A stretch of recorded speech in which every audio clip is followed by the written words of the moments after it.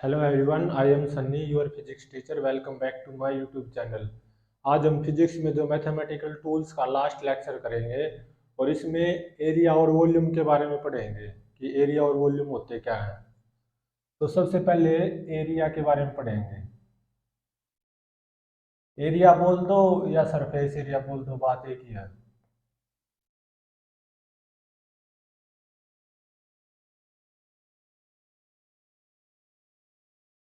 Area या surface area, इसकी definition क्या होती है? ये होता है, it is the space. Space मतलब जगह है, occupied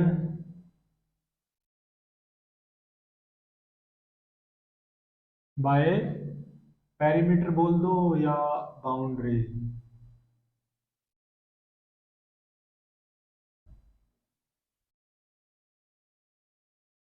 boundary of A two dimensional object.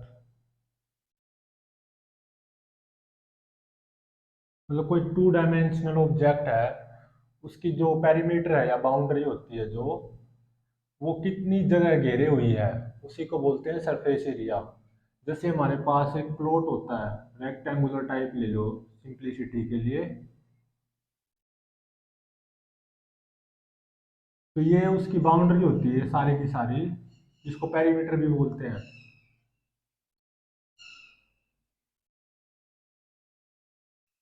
और ये मान लो उस प्लॉट की लेंथ है एल और ये ब्रेड्थ है बी। ये रेक्टेंगुलर प्लॉट है मान लो।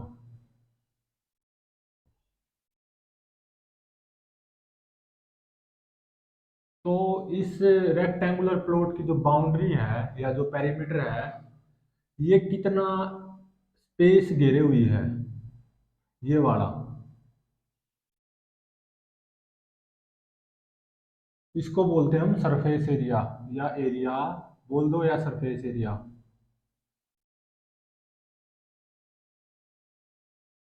और जो कि यहाँ पे कितना आएगा,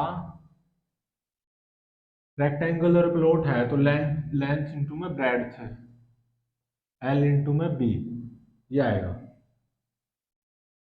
तो अब देखते हैं कि भाई जो सरफेस एरिया होता है, सरफेस एरिया बोलता हूँ तो वो एरिया ही है एक तरह से, अंडरस्टूड है। सरफेस एरिया कितनी तरह का होता है? एक तो होता है फ्लैट सरफेस एरिया,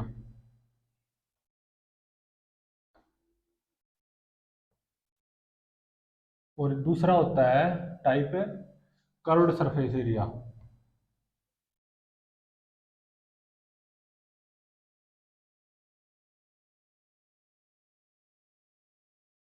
तो इसको मैं बोल सकता हूँ F S A flat surface area, और इसको बोल सकता हूँ C S A curved surface area. तो ऐसी कौन सी मतलब शेप्स हैं जिसके फ्लैट सरफेस एरिया होते हैं या कर्व्ड सरफेस एरिया होते हैं या दोनों भी होते हैं? तो जैसे रेक्टेंगल हो गया, रेक्टेंगल, स्क्वायर हो गया, ट्रायंगल हो गया, एटसेट्रा। इनके क्या होते हैं? केवल फ्लैट सरफेस एरिया होते हैं। मतलब जो कि जैसे ये फ्लैट है ना, ये सरफेस एरिया, ये जो कि रेक्टेंगुलर प्लॉट था, तो जैसे रेक्टेंगल हो गया तो ऐसे बनाएंगे रेक्टेंगल को, और स्क्वायर को ऐसे बनाएंगे, ट्रायंगल को जैसे कोई भी ट्रायंगल है ऐसे बनाएंगे। ये इसके प्लेन में आ गए ना, बोर्ड के प्लेन में, तो इनका जो सरफेस एरिया है या जो एरिया है वो फ्लैट सरफेस एरिया ही है। तो इनके फ्लैट सरफेस एरिया ही होते हैं। और कर्व्ड सरफेस एरिया किन ऑब्जेक्ट्स के होते हैं? जैसे सिलेंडर हो गया,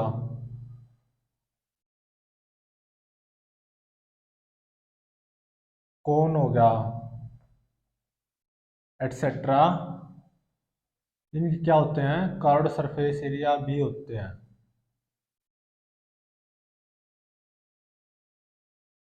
जैसे सिलेंडर को अगर मैं बनाऊं तो ऐसे होता है ना,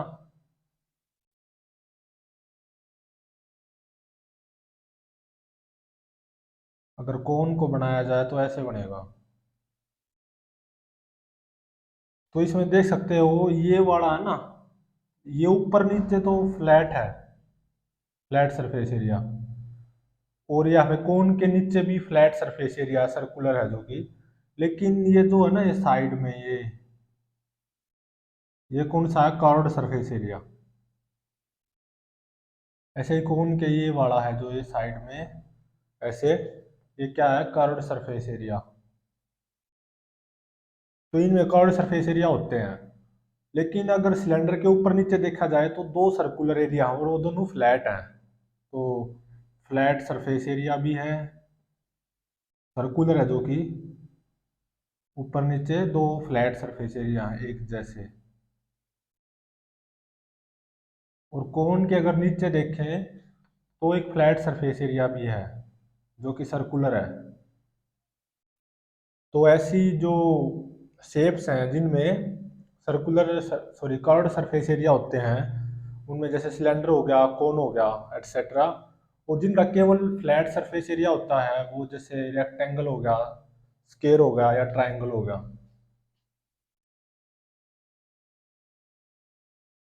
तो ये थे सिलेंडर, कोन एटसेट्रा, इनमें कर्व्ड सरफेस एरिया होता है। लेकिन कुछ ऐसे भी होते हैं जिनमें कर्व्ड सरफेस एरिया भी होता है और फ्लैट सरफेस एरिया दोनों होते हैं। जैसे सिलेंडर हो गया, ठीक है, और कोन हो गया, और हेमिस्फेयर हो गया।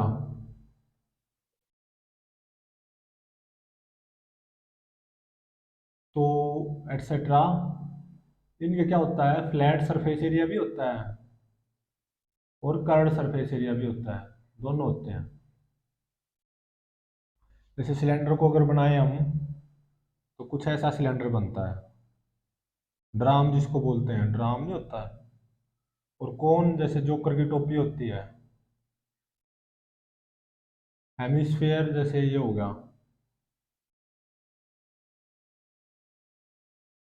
तो इसमें देखें तो ये तो जो साइड में है ये है कर्व्ड सरफेस एरिया, और ऊपर नीचे दो फ्लैट सरफेस एरिया है सर्कुलर।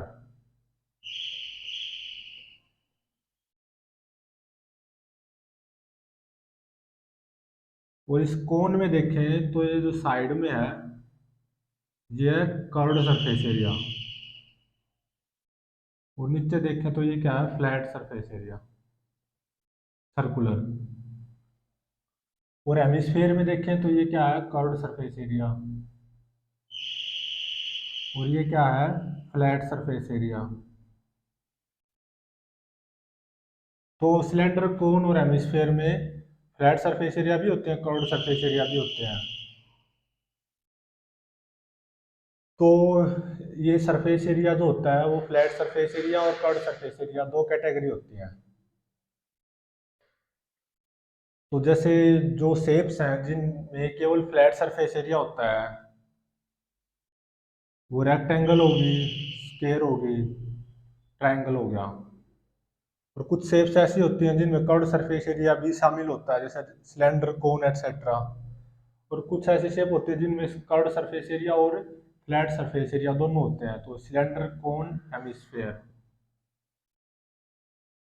तो अभी वेरियस ऑब्जेक्ट्स के सरफेस एरिया के बारे में पढ़ेंगे, किसका क्या होता है।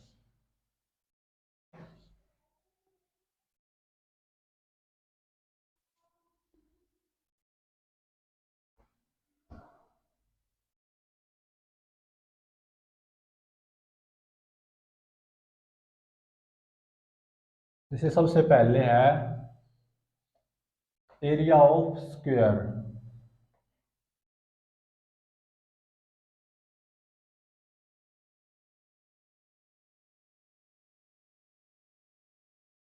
एक स्क्वायर है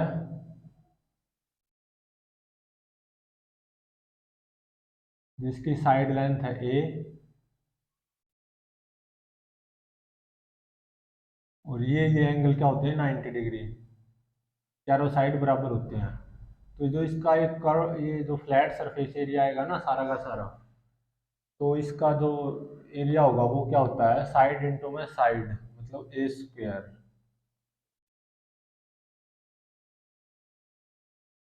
और जैसे सेकंड है एरिया ऑफ ए रेक्टेंगल।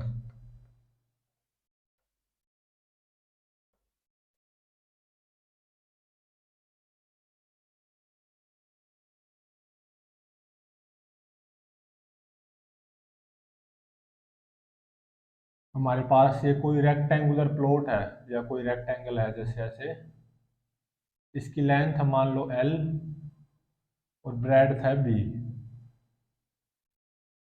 और ये एंगल सारे क्या 90 डिग्री होते हैं रेक्टेंगल में। तो जो इसका ये एरिया आएगा ना, जो इसकी बाउंड्री के द्वारा जितना स्पेस ऑक्यूपाइड है जिसको हम एरिया कहते हैं, इसका फार्मूला क्या होता है रेक्टेंगल के एरिया का? इसका होता है लेंथ इंटू में ब्रेड्थ। तो फॉर एग्जांपल हमारे पास कोई प्लॉट है रेक्टेंगुलर टाइप, तो प्लॉट देखे होंगे आपने, जो एरिया हम जनरली यूज करते हैं वो गज में यूज करते हैं कि भाई इतने गज का प्लॉट है, उसका मतलब क्या होता है? वैसे तो SI यूनिट जो एरिया की होती है ना, SI यूनिट ऑफ एरिया, वो क्या होती है? Metre square. लेकिन जो कमर्शियल यूनिट जो कि प्लॉट वगैरह जब हम खरीदते हैं, तो कमर्शियल यूनिट ऑफ एरिया कितनी होती है? गज बोलते हैं, एक गज, और वो होता है 9 फीट स्क्वायर के बराबर। तो हमें कैसे पता चले कि भाई हमारा जो प्लॉट है कितने गज का है? तो एक गज होता है 9 फीट स्क्वायर। मतलब एक गज को अगर मैं बोल लूँ एक तरह से एक स्क्वायर के बराबर होता है, जिसकी जो साइड लेंथ होती है वो 3 फीट होती है, 3 फीट। तो 3 × 9 9 फीट स्क्वायर आ गया ना इसका एरिया।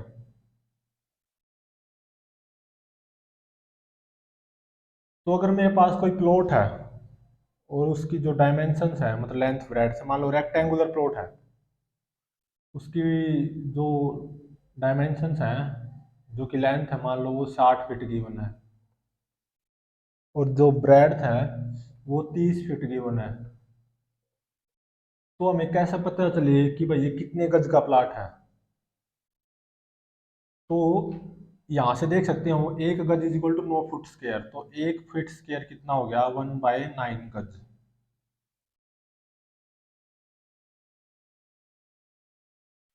तो ये जो प्लॉट है 30/60 का, 60 फुट इसकी लंबाई, 30 फुट चौड़ाई, और रेक्टेंगुलर प्लॉट मानना मैंने, जो कि जनरली रेक्टेंगुलर ही होते हैं, वैसे होने को कुछ भी हो सकता है। तो इसका एरिया कितना आएगा? लेंथ इंटू में ब्रेड्थ, तो 60 फीट इंटू में 30 फीट, तो ये कितना आ गया? 1800 फीट स्क्वायर। 18 और उसके बाद में 2 जीरो, तो ये कितना गज होगा? जो कि हम नॉर्मली बोलते हैं 1 फीट स्क्वायर कितना है? 1/9 गज। तो 1800 फीट स्क्वायर क्या हो जाएगा? 1800, इसको 1 फीट स्क्वायर को क्या लिखूंगा मैं? 1/9 गज। तो ये आ गया 200 गज। ये तो मतलब ये जो प्लॉट है हमारा रेक्टेंगुलर, ये 200 गज का है। तो एरिया ऑफ रेक्टेंगल होता है लेंथ इंटू में ब्रेड्थ, और कोई भी सरफेस एरिया हो उसकी जो SI यूनिट होती है ना वो मीटर स्क्वायर होती है। तो नेक्स्ट है एरिया ऑफ ट्राइंगल।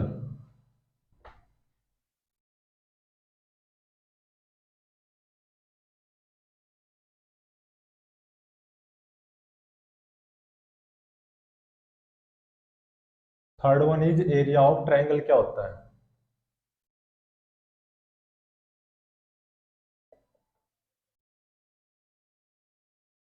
हमारे पास कोई भी जनरल ट्राइंगल की बना है, ट्राइंगल जैसे ये है,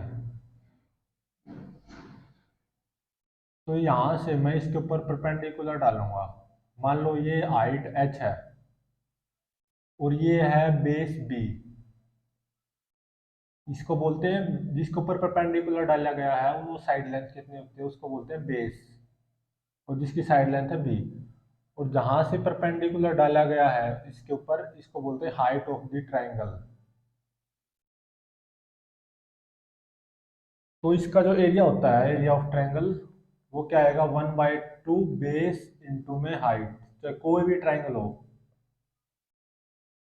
स्टैंडर्ड फॉर्मूला ये होता है, या is equal to 1/2 B S. B का मतलब बेस, एच का मतलब हाइट। और एक स्पेशल केस होता है, एरिया ऑफ इक्विलेटरल ट्रायंगल।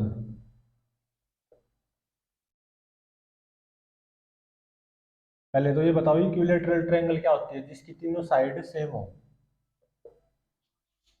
जैसे ये हमारे पास इक्विलेटरल ट्रायंगल है, इसकी तीनों साइड क्या है, सेम है, ए, और तीनों एंगल 60 डिग्री होने चाहिए, बराबर। तो इसका जो एरिया होगा वो फाइंड आउट करते हैं इसी फॉर्मूले से। तो बेस तो कितना हो गया, ए, हाइट, यहाँ से मैं इसके ऊपर परपेंडिकुलर डालूंगा,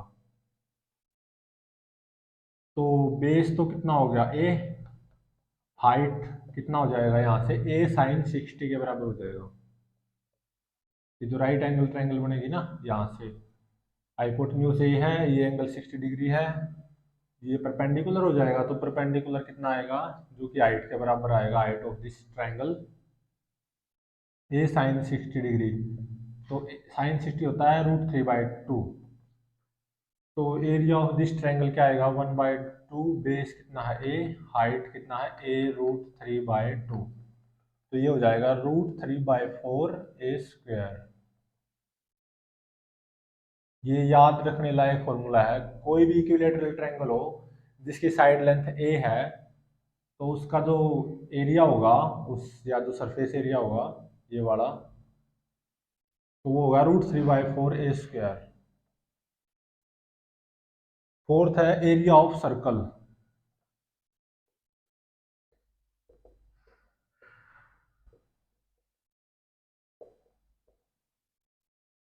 मान लो ये सर्कल है,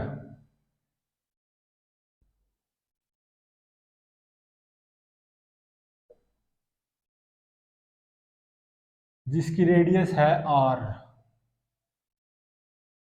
तो इसका जो ये टोटल एरिया आएगा, तो ये क्या आएगा, πr², जैसा कि हम सब जानते हैं πr² होता है। और मान लो एरिया ऑफ सेक्टर पता लगाना हो, सर्कल के किसी सेक्टर का, area of A sector of a circle. तो मान लो वो सेक्टर ये है,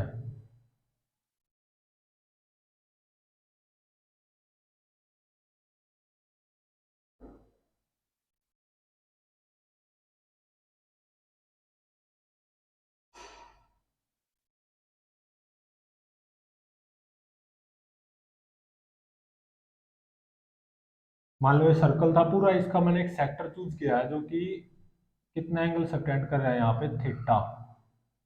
मान लो ये थीटा डिग्री में है, थीटा इन डिग्री, मतलब थीटा डिग्री एंगल सबटेंड कर रहा है। और आर है रेडियस ऑफ दिस सर्कल, जिसका पार्ट है ये सेक्टर है, ये सेक्टर है।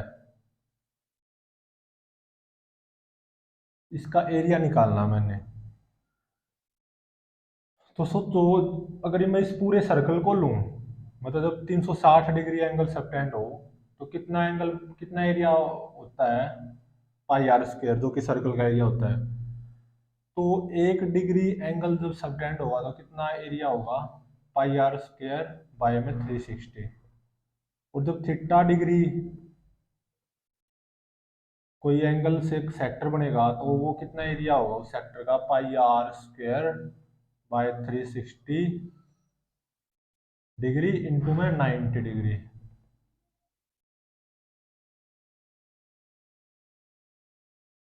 सॉरी 90 नहीं, थीटा डिग्री। एंगल ये थीटा डिग्री में होना चाहिए, तो वो जो सेक्टर होगा उसका एरिया कितना होगा, πr²/360 डिग्री इंटू में थीटा डिग्री। जैसा इसका स्पेशल केस है, मान लो थीटा 60 डिग्री हो,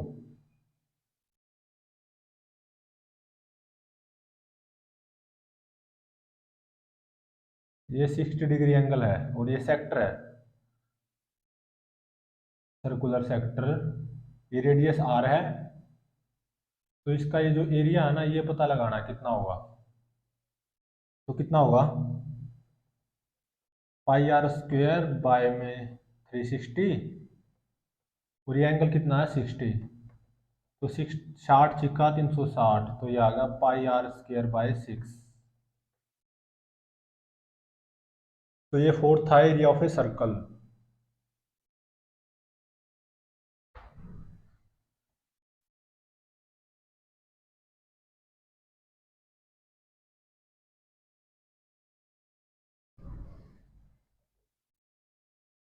फिफ्थ है एरिया ऑफ एलिप्स।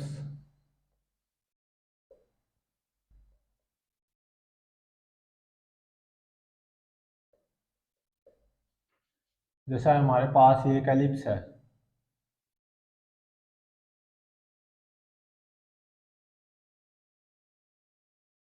दो फोकस होते हैं इसके, एक यहाँ पे एक और एक यहाँ पे। तो इसका एरिया निकालना है, और ये कोऑर्डिनेट है यहाँ के, इस पॉइंट के a, 0, और इस पॉइंट के क्या है -a, 0। इस पॉइंट के कोऑर्डिनेट क्या है 0, b, और इसके 0, -b। ए क्या है यहाँ पे सेमी मेजर एक्सिस,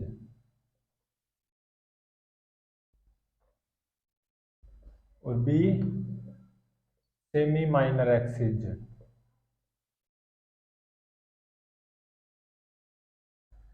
तो इसका जो टोटल ये जो एरिया होगा ना, ये एरिया वो होता है हमेशा, याद रखना, पाई ए बी होता है। एरिया ऑफ एलिप्स कितना होता है, पाई ए बी। सिक्स्थ है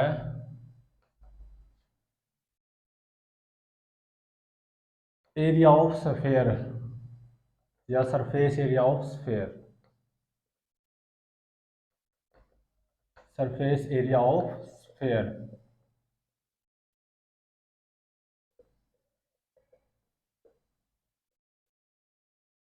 जैसे हमारे पास स्फेयर है यहाँ पे,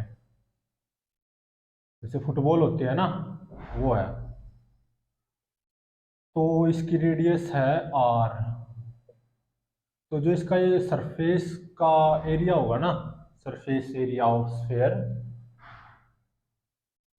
तो वो क्या होता है 4 पाई r²।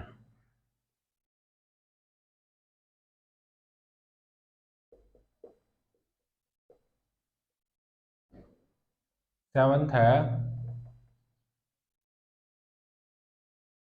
Area of parallelogram.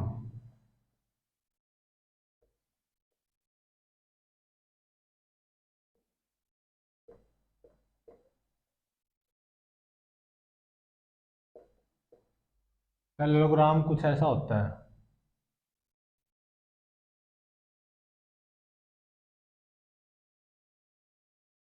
तो यहां से अगर मैं इसके ऊपर परपेंडिकुलर डालूं, ये एच आ गया, और मान लो ये है बी,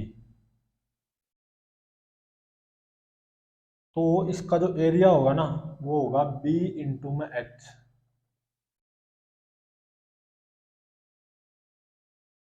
इस पॉइंट से इस साइड के ऊपर परपेंडिकुलर डाला, मान लो ये हाइट एच है और ये लेंथ है, ये बी है। तो इसका जो एरिया होगा ना, ये टोटल एरिया, सरफेस एरिया या एरिया ऑफ ए पैरेललोग्राम, वो होता है बी एच। या इसको हम ऐसे भी लिख सकते हैं, जैसे ये हमारे पास पैरेललोग्राम है, और ये जो साइड है ये मान लो बी है, और ये साइड लेंथ है ये ए है। पैरेललोग्राम में क्या होता है, जो साइड्स होती है ना पैरेलल होती हैं, और ये एंगल मान लो थीटा है। तो इसका एरिया क्या बनेगा, यहाँ से इसके ऊपर परपेंडिकुलर डालूं, तो एच क्या आएगा ए साइन थीटा। तो एच तो आ गया ए साइन थीटा, और एरिया ऑफ पैरेललोग्राम का फॉर्मूला क्या है, बी इंटू में ए, सॉरी बी इंटू में एच। तो बी इंटू में एच, तो बी इंटू में एच क्या आ गया ए साइन थीटा। तो एरिया ऑफ पैरेललोग्राम क्या आ गया, A B sine theta. A B क्या है, इस पैरेललोग्राम की साइड लेंथ, और उनके बीच में अगर एंगल थीटा है तो इस पैरेललोग्राम का एरिया क्या हो जाएगा, ए बी साइन थीटा। ध्यान रहे पैरेललोग्राम में क्या होता है, ये जो साइड है ना, ये वाली ये वाले पैरेलल आपस में, और ये वाले भी पैरेलल होते हैं। तो 7वां 8वां क्या है, area of trapezium.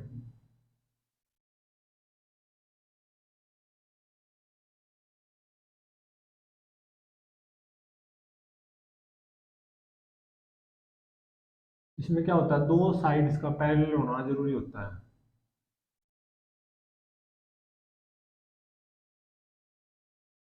Parallel sides ये और ये हैं, इनका पैरेलल होना कोई जरूरी नहीं होता।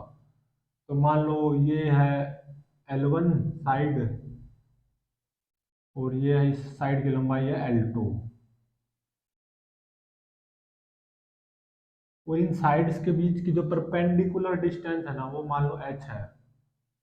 तो इस ट्रेपेजियम का एरिया क्या होगा, 1/2 सम ऑफ पैरेलल साइड्स इनटू में perpendicular distance between parallel sides.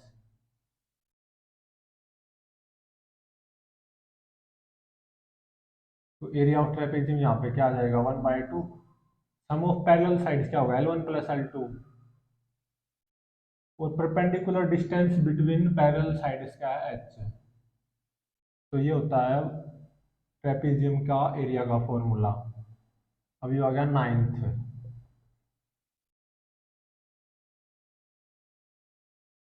Curved surface area of cylinder क्या होता है।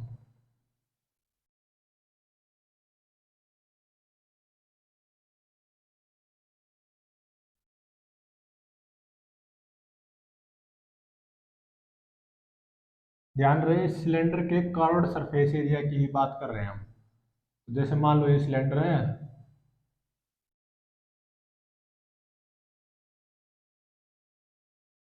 ऊपर फ्लैट है, नीचे ही फ्लैट है, सर्कुलर है, लेकिन कर्व्ड सरफेस एरिया भी है इसका। जो साइड्स में होता है ना ऐसे गोल गोल गोल गोल, तो उसको बोलते हैं कर्व्ड सरफेस एरिया। मान लो ये इसकी रेडियस r है सिलेंडर की, और हाइट कितनी है सिलेंडर की, h। तो इसका कर्व्ड सरफेस एरिया क्या आएगा, 2πRh।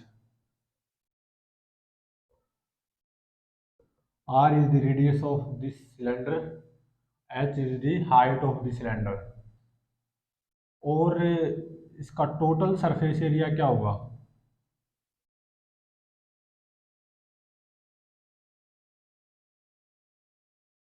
ये तो कर्व्ड सरफेस एरिया था। टोटल सरफेस एरिया मतलब TSA, सारा का सारा, ऊपर नीचे का मिला के, जो कि फ्लैट है, और कर्व्ड सरफेस एरिया।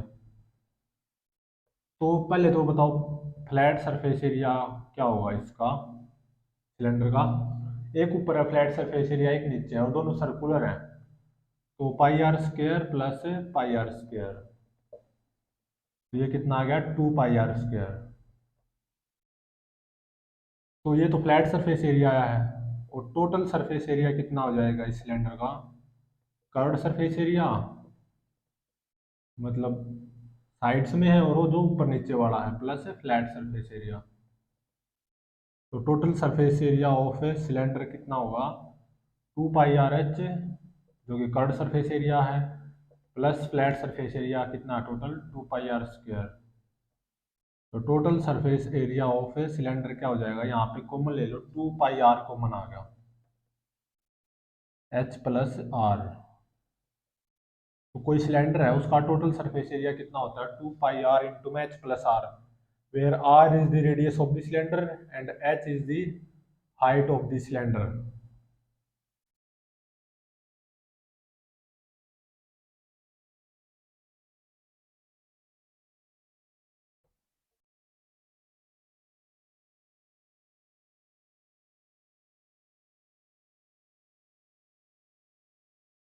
टेंथ है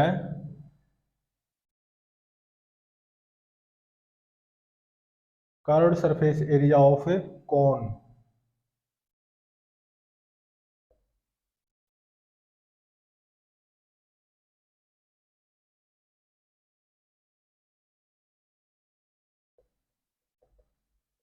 कोन मतलब जो जोकर की टोपी होती है।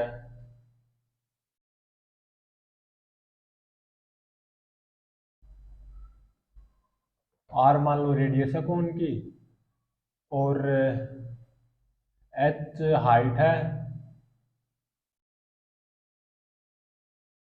और जो ये होती है ना, ये स्लैंट हाइट होती है कोन की, इसको स्लैंट हाइट बोलते हैं, एल से दिखाते हैं इसको।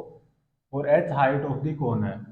तो इसका जो कर्व्ड सरफेस एरिया आएगा कोन का, मतलब ये वाला जो साइड में है ना, ये होता है curved surface area of cone.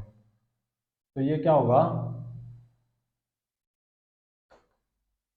Pi r L.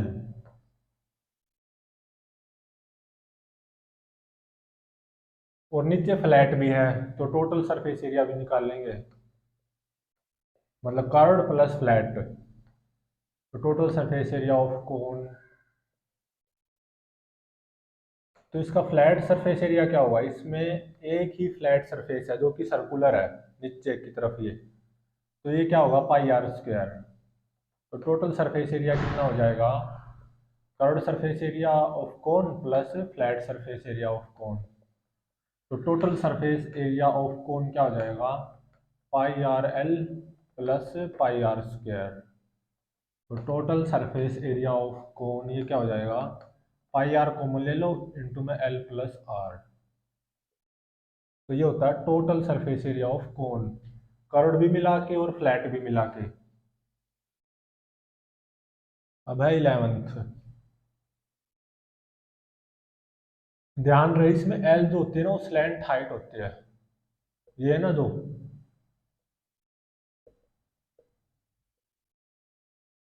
और ये जो है, ये हाइट ऑफ द कोन है। तो यहाँ से एल जो आएगा, using Pythagoras theorem, root R square plus H square भी होता है।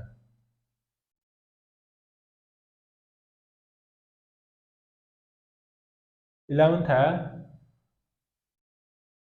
Curved surface area of hemisphere.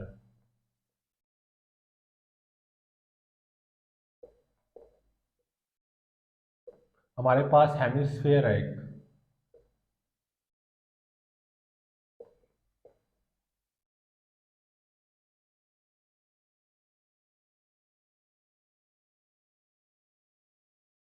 जिसकी रेडियस है आर। तो ये जो हेमिस्फेयर है, मतलब आधा स्फेयर, ये जो है ना, ये वाला, ये तो कर्व्ड सरफेस एरिया है। और जो ये सर्कुलर पोर्शन बच गया ना, ये flat surface area, circular flat surface area. तो इसका कर्व्ड सरफेस एरिया क्या होगा,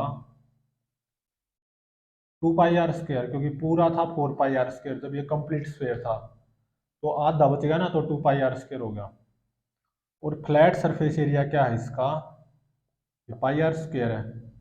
तो टोटल सरफेस एरिया क्या होगा हेमिस्फीयर का, curved surface area plus flat surface area. तो ये कितना हो जाएगा, 3 पाई आर स्क्वायर।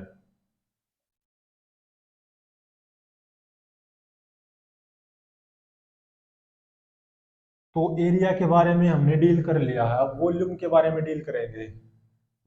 एरिया मतलब या सरफेस एरिया वो डील हो चुका है, जो फॉर्मूले होते हैं वेरियस वो डील हो चुके हैं।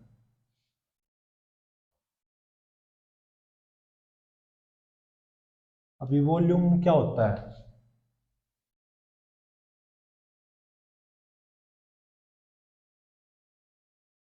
It is the space occupied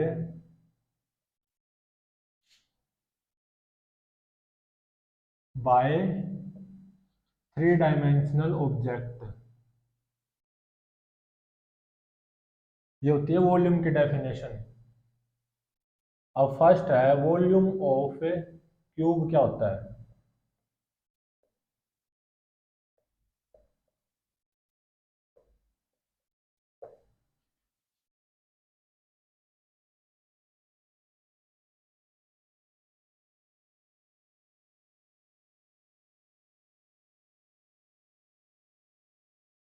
इसमें सारी साइड लेंथ बराबर होती हैं, ये भी ए है, ये भी ए है, ये भी ए है। तो इसका जो वॉल्यूम का फॉर्मूला होता है वो क्या होता है, ए या ए क्यूब।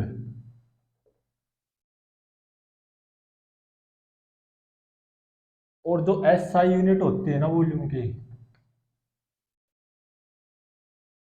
वो क्या होती है, मीटर क्यूब।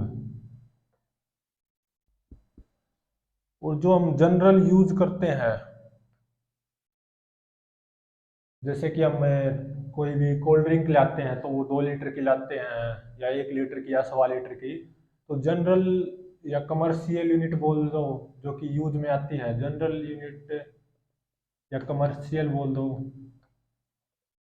जो कि हम जनरली सराउंडिंग में यूज करते हैं। और फिर वॉल्यूम क्या होती है, लीटर होती है, जिसको एल टी आर से भी लिखते हैं। तो जो 1 लीटर होता है ना, वो क्या होता है, 1000 सेंटीमीटर क्यूब होता है। अब इसको फील करते हैं, 1 लीटर कितना वॉल्यूम होता है। तो अब एक क्यूब लीजिए,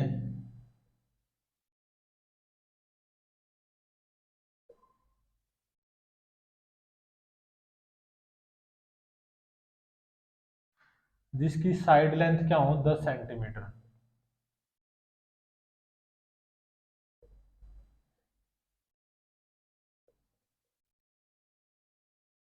तो और मान लो ये अंदर से खाली है, तो इसके अंदर आप, और इसको पूरा भरना आपको पानी से। ये फेसिस तो है ही साइड में, ये अंदर से खाली है, और इसको पानी से भरना पूरा। तो इसके अंदर जितना भी पानी आएगा ना, वो 1 लीटर पानी बोलेंगे उसको हम, या कोई भी लिक्विड इसके अंदर, या इस क्यूब जिसकी साइड लेंथ ए है, तो इसके वॉल्यूम को हम 1 लीटर बोलेंगे। और वो क्या होगा, 10 × 10 × 10 1000 सेंटीमीटर क्यूब। ये होता है 1 लीटर। अगर इसको हमने फील करना चाहते हैं कि भाई 1 लीटर कितना होता है, तो ये था वॉल्यूम ऑफ क्यूब। और ध्यान रहे, 1 लीटर 1000 ml के बराबर भी होता है, जिसको मिलीलीटर बोलते हैं। तो ये था वॉल्यूम ऑफ क्यूब। अब पढ़ेंगे वॉल्यूम ऑफ क्यूबॉइड।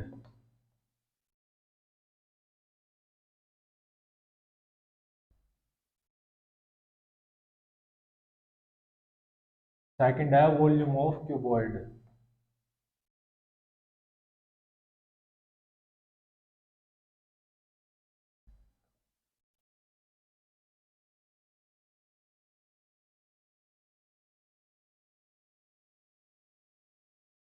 क्यूबॉइड कुछ ऐसा होता है जैसे जूतों का डब्बा होता है ना,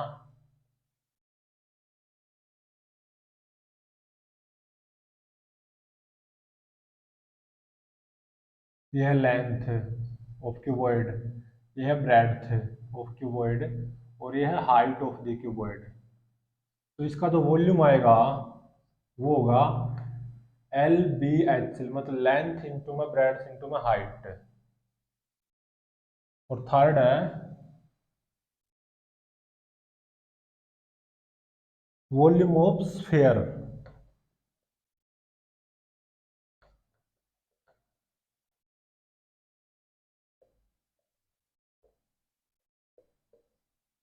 एक फुटबॉल है,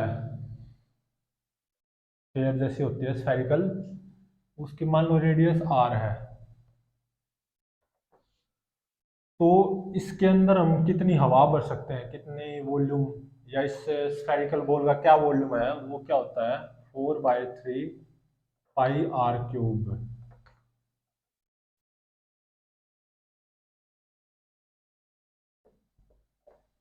और वॉल्यूम ऑफ हेमिस्फेयर क्या होता है, इसका हाफ हो जाएगा ऑब्वियसली। हमारे पास ये एक हेमिस्फेयर स्फेरिकल बाउल है, ठीक है। तो इसके अंदर हम कितना पानी या कितना कोई भी लिक्विड कितना डाल सकते हैं, मान लो इसकी रेडियस है आर, इस हेमिस्फेरिकल बाउल की। तो इसका वॉल्यूम क्या होगा, इसका हाफ, 2/3 πr³ और फोर्थ है वॉल्यूम ऑफ सिलेंडर।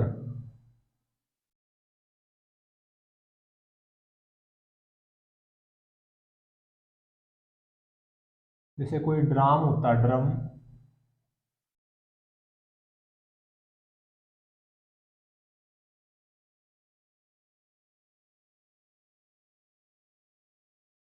इसकी मान लो हाइट h है और रेडियस है r, तो इसके अंदर हम कितना पानी डाल सकते हैं, इसको पूरा भर दिया मान लो, तो इसका वॉल्यूम क्या होगा, 1/3 πr²h, सॉरी πr²h हो जाएगा इसका, πr² इंटू में h, ये हो जाएगा वॉल्यूम ऑफ सिलेंडर। फिफ्थ है वॉल्यूम ऑफ कोन।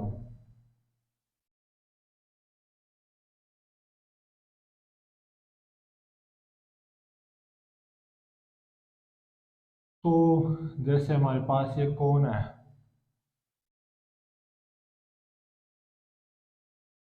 और इसकी हाइट है h और r इसकी रेडियस है, तो इसमें हम कितना पानी डाल सकते हैं, इसके अंदर कितनी आइसक्रीम आ सकती है, तो वो होगी 1/3 πr²h, मतलब वॉल्यूम ऑफ कोन ये होगी। सिक्स्थ है वॉल्यूम ऑफ पिरामिड।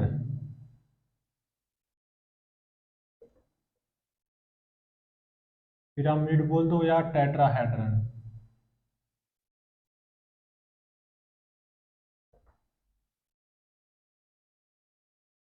टेट्रा का मतलब चार, जिसके चार फेस हों। तो मान लो हमारे पास से कुछ क्या कैसा होता है जो पिरामिड होता है, वो कुछ ऐसा होता है।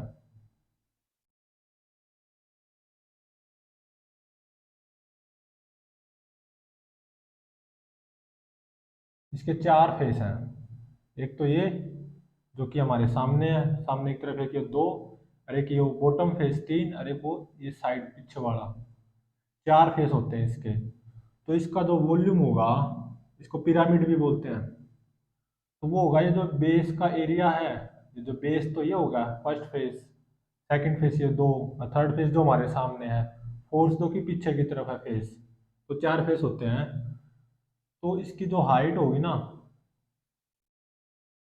ये इसकी हाइट है, मतलब टॉप से इस बेस के ऊपर परपेंडिकुलर डाल दो, ये जो टॉप मोस्ट पॉइंट है ना पिरामिड का, इस बेस के ऊपर परपेंडिकुलर डाल दिया, वो होगी हाइट ऑफ दी पिरामिड। तो इसका वॉल्यूम होगा बेस एरिया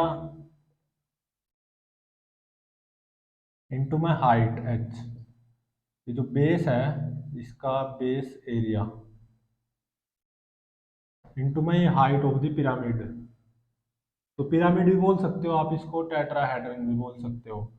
तो इसका वॉल्यूम हो जाएगा बेस एरिया इंटू में h, सॉरी 1/3 आएगा आगे, 1/3 बेस एरिया इंटू में h। तो ये थे हमारे कुछ ज्योमेट्रीज जिनका एरिया मतलब सरफेस एरिया या वॉल्यूम निकालना होता है। तो यहाँ पे जो फिजिक्स में मैथमेटिकल टूल्स होते हैं, जो कि जीरो यूनिट होती है, जिसको बोलते हैं जीरो यूनिट, वो यहाँ पे ख़त्म हुई।